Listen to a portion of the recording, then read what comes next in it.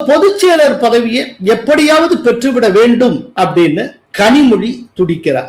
அதே நேரத்துல அந்த பொதுச் செயலர் பதவிக்கு தான் சரியான ஆள், எனக்குத்தான் அது கிடைக்க வேண்டும் என்று கடும் முயற்சி எடுத்து வருகிறார் உதயநிதி ஸ்டாலின். கனிமொழி தலைமையில அவருக்கு பின்னால் அணிவகுக்க நிறைய எம்பிஸ் இருக்காங்க.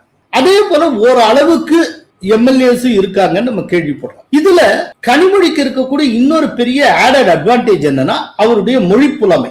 ஆங்கிலம் தெரியும், ஹிந்தி ஓரளவுக்கு தெரியும். ரொம்ப பெரிய அட்வான்டேஜ் கனிமொழிக்கு என்ன அப்படின்னா தேசிய தலைவர்களை அவர் நன்கு அறிவார். அமித்ஷா அப்பாயின்மெண்டே வாங்காமல் பார்க்க முடியும் அப்படின்னா அப்படிப்பட்ட ஒரு சலுகையை கொண்ட ஒரு சில அரசியல்வாதிகளில் கனிமொழியும் வரும். அதே நேரத்தில் உதயநிதி ஸ்டாலின் எப்படி அப்படின்னா பிரஸ் மீட்ல நின்னால் கூட 4 வார்த்தை சேர்ந்தாஞ்சேர்க்கே அவருக்கு பேச தெரியாது. அப்புறம் கட்சிக்குள்ள அவருக்கு இருக்கிற கிரிப்பு ரொம்ப ரொம்ப குறைவு. இன்னொன்னு கனிமொழிக்கு ஒரு இன்டலெக்சுவல் அப்படிங்கிற ஒரு ஃபேஸ் ஒண்ணு இருக்கு. இது எதுக்கும் உதயநிதிக்கு சம்பந்தமே கிடையாது. அப்படிங்கிறப்போ ஒரு பொதுச் செயலர் பதவிக்கு 2 பேரும் போட்டியிட்டால் கனிமொழியுடைய கை ஓங்குவதற்கு வாய்ப்பு இருக்கிறது. ஆனால் அதே நேரத்துல ஸ்டாலினுக்காக உதயநிதியை ஏற்றுக்கொள்வது அப்படிங்கிற கோணத்துல கொஞ்சம் பேர் ஆதரிக்கலாமே ஒழிய மற்றபடி உதயநிதி ஸ்டாலினுடைய திறமையின் மீது நம்பிக்கை வைத்து உதயநிதிக்கு பின்னால் வரக்கூடியவர்கள் எத்தனை பேர் அப்படின்னு கேட்டால் யாரு இருக்கும். இந்த விதமான ஒரு சூழ்நிலையில இந்த பொதுச் செயலர் பதவிக்கு ஒரு பெரும் போட்டி ஏற்பட்டு அது